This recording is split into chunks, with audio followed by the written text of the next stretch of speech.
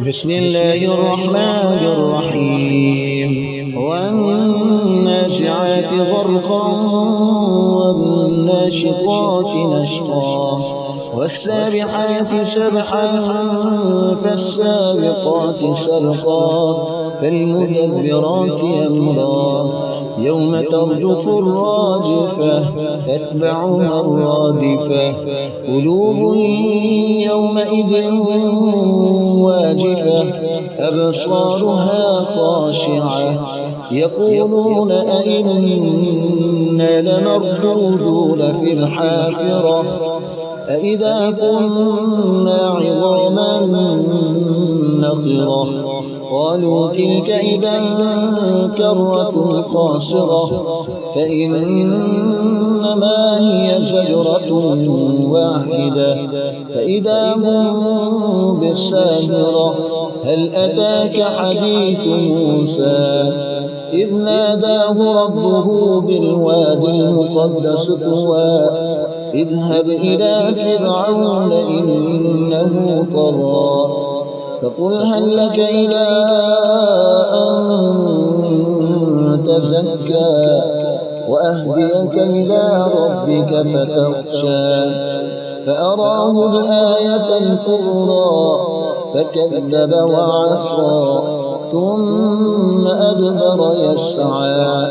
فحشر فنادى فقال أنا ربكم الأعلى فأخذه الله مكان الآخرة والأولى إن في ذلك لعبرة لمن يخشى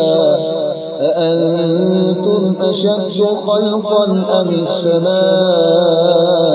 بناها رفع سمكها فسواها وأغطش ليلها وأخرج ضحاها والأرض بعد ذلك دحاها أخرج منها ماءها ومرعاها والجبال أرساها متاعا لكم ولأنعامكم فإذا جاءت الطامة الكبرى يوم يتذكر الإنسان ما سعى وبرزت الجحيم لمن يرى فأما من طغى وآثر الحياة الدنيا فإن الجحيم هي المأوى يسألونك عن الساعة أيان مرساها فيم أنت من ذكراها إلى ربك منتهاها إنما أنت منذر من يخشاها كأنهم يوم يرونها لم يلبثوا إلا عشية أو ضحاها